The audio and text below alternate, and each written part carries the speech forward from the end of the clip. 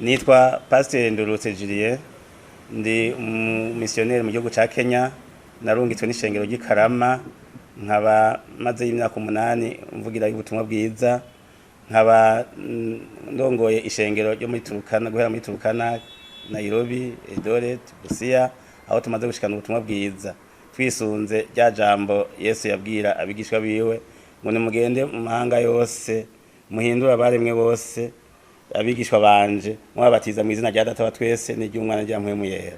None ico nishikuba turiko turakora, nkaba naje hano mu radio ubutumwa bw'amahoro kugira ngo nipfurize umwaka mushasha amashengero yose ya Pentecote y'u Burundi yaturungitse cyane cyane ishengero ry'Ikarama, kandi nongeye nipfurize umwaka mushasha ishengero turongoye ryo muri Kenya, nongeye nipfurize n'umwaka mushasha umuryango wanje. Rero nkaba ndabipfuriza yuko mwoshishikara mudusengera muri iki gikorwa Imana yadutumyemwo kugira ngo gikomeze kugenda neza, kuko aho bigeze bigenda neza cyane.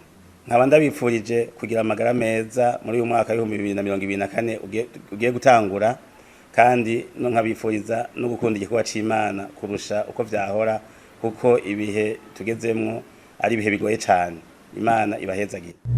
Turabaramukije amahoro y'umwami wacu Yesu Kristo aganze imitima yanyu mwese muriko muratwumviriza, abari muri rishengero rya Pentecote rya hano Montreal no kugeza na Quebec City, mbere Canada yose, abariko baratwumva turabifurije umwaka muhire w'ibihumbi 2024 tugira ngo twinjiremwo.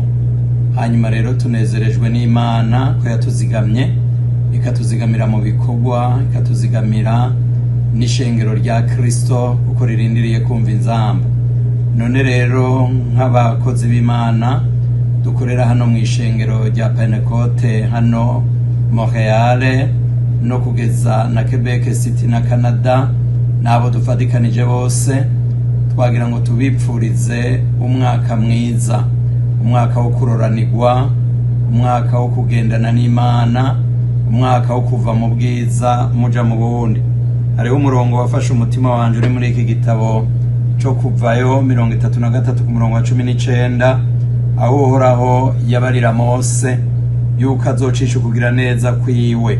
Reka tuhasome, haravuga ngo Uhoraho yishura, Uhoraho aramwishura ati, ukugira neza kwanje kose nzogushisha imbere yawe, menyekanishe izina ry'Uhoraho imbere yawe, kandi nzogirira ubuntu uwo nzobugirira, ngirire ikigongwe uwo nzokigirira.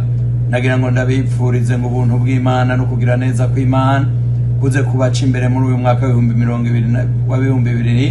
2024, amavuta y'Imana z'abane namwe, muze muve mu bwiza muja mu bundi. Ivy'Imana yabavuze ko izobibishure muri uyu mwaka tugiye gutangura, kandi ivyari bimeze nk'imisozi Uhoraho azobitembagaze, muze mubone kugira neza kw'Imana. Imana ibahezagire, mushishikare kugira umwaka mwiza, baba muri Afrika, Canada, Oceania, Europe, Asia, mwese umuntu wese ariko aranyumviriza ndamwipfurije umwaka mwiza, cane cane bene data ishengero ry'i Burundi aribo bana tuvyaye, turabipfurije umwaka mwiza, umwama w'umugisha.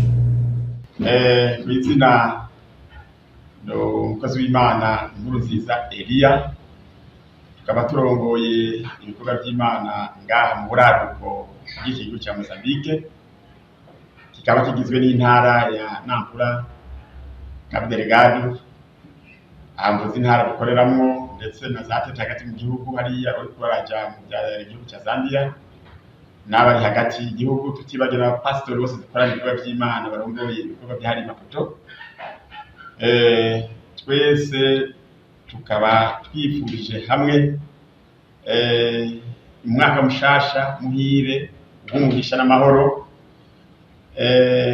abakozi b'Imana bose, ndetse duhereye ku umwungere wa mbere arongoye misiyoni ya Bujumbura n'umwungirije n'aba staff yose y'abapastori bakorana ibikorwa by'Imana, tutibagiye kandi na region zose zigize misiyoni ya Bujumbura, no kuvuga misiyoni, no kuvuga region Bubanza, rejo ya Muramvya, rejo ya Magara, ndetse bose tubifurije umwaka muhire w'2024 uzoshishikara kubabera umwaka w'umugisha n'amahoro muri byose, umwaka wo kwagurirwa umuvumba haba mu buryo bw'impemu ndetse no mu buryo bw'umubiri, tutibagiye na za misiyoni zose ziri mu gihugu cyacu cy'u Burundi.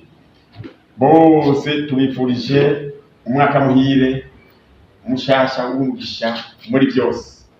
Tukaba turushiza kandi kwifuriza iherezo ryiza no kugana intambara nziza, intambara yo kunesha, kuko ibihe bishishikara kwerekana neza yuko igihe kitwegereje kurushaho twizereye. Dushishikara gusabira iherezo ryiza abo bose bamenye umwami wacu Yesu Kristo. Yesu azoshishikare kubana n'umwe wese, haba mu miryango, haba no mu byabo, abakora ibikorwa byose by'Imana, abaririmbyi, abanyamasengesho, imigwi yose, haba ngaho mu gihugu bose bifurije umugisha mu buryo bwose. Nuko mw'izina byabo dukorana ibikorwa by'Imana ngaha muri akarere ko mu buraruko bwa Mozambique ndetse n'abandi bose, nuko rero tukaba tubifurije umugisha n'amahoro muri uyu mwaka tugiye gutangura w'2024. Yesu arushize kubana natwe twese muri byose na hose. Amen. Ndi Pasiteri Lazaro Manirangunda, ndongoye ishengero riri mu Bubiligi aho rimaze imyaka 17. Ndashimiye Imana ko yabanye natwe muri uwo mwaka uheze, yarazigamye ishengero ryayo, yaraduhezagiye muri byinshi, harimo no kuturonsa abazezwa shengero. Ndifurije umwaka musha mwiza abazezwa shengero bacu, abakozi b'Imana bose ku rugero urwo ari rwo rwose, abakristo bose n'imiryango yacu. Uzubabera umwaka wo kuroranirwa muri byose, Imana izibakomereze mu gakiza, yumvira amasengesho yanyu, ibongerere abakizwa. Ibi kandi ndavyifurije bene data b'i Burundi, abarongozi b'imisiyoni ya Pentecote uko ari 15 n'amashengero barongoye, hamwe n'ayandi mashengero yacu ahari hose ku isi. Imana izibahe amagara meza, umugisha mu bikorwa byose, ukwigororokera muri byose birengeye ibyo mu mwaka uheze. Iri jambo dusoma mu Baheburayo igice 13 ku murongo wa 20 gushika ku 21 ryo duherekeza muri uwo mwaka. Imana nyene amahoro, imwe yakura umwami wacu Yesu mu bapfuye, ari we mwungere mukuru w'intama, imukujeyo amaraso y'isezerano ry'ibihe bidashira, iba ariyo ibatunganya rwose mu ciza cyose, kugira ngo mukore ivyigomba, ikorera muri twebwe ibishimwa mu nyonga zayo ku bwa Yesu Kristo. Icubahiro kibe icayo ibihe bidashira. Amen. Turamukanye mu izina rya Yesu. Ku izina nitwa Gilbert Ndumayo, ndi umukozi w'Imana nkorera mu ishengero rya Pentecoste muri Leta Zunze Ubumwe za Amerika, muri leta ya Kentucky, igisagara ca Louisville. Jewe nanipfuje kwipfuriza umwaka mushasha misiyoni zacu zose za Pentecoste i Burundi uko ari 15, by'umwihariko misiyoni ya Bujumbura irongowe n'inama nkuru y'abungere n'abapastori, tutibagiye abavuga butumwa, abadiakoni n'abaririmbyi bose. Ndabipfurije umwaka mushasha. Ndipfurije umwaka mushasha misiyoni ya Rusagara, abungere b'ishengero hamwe n'abapastori n'abavuga butumwa n'abaririmbyi. Ndipfurije umwaka mushasha misiyoni ya Gishiha, inshuti n'abagenzi ziri muri Gishiha. Ndipfurije umwaka mushasha abo twose rimwe, abavukanyi, abakobwa n'abahungu. Ndipfurije umwaka mushasha inshuti yanje Celeste ikorera kuri radio y'ishengero rya Pentecoste i Bujumbura. Nkaba nari nipfuje ko dusangira ijambo ry'Imana ryanditse muri Yesaya igice ca mbere umurongo wa 19 umurongo 1. Haravuga ngo nimwemera mukumvira muzojya ibyiza byo mu gihugu. Ngomba kuvuga iri jambo kumvira Imana. Kumvira Imana bifise akamaro kanini. Iyo umuntu yumviye Imana, Imana ibana nawe. Iyo umuntu yumviye Imana, Imana imumugisha. Nukuvuga nitwumvira Imana muri uyu mwaka tuzobona umugisha uva kuhoraho. Imana ibaha umugisha kw'iri jambo. Imana igendane namwe mu mwaka 2024 tugiye kwinjiramo. Imana ibaha umugisha.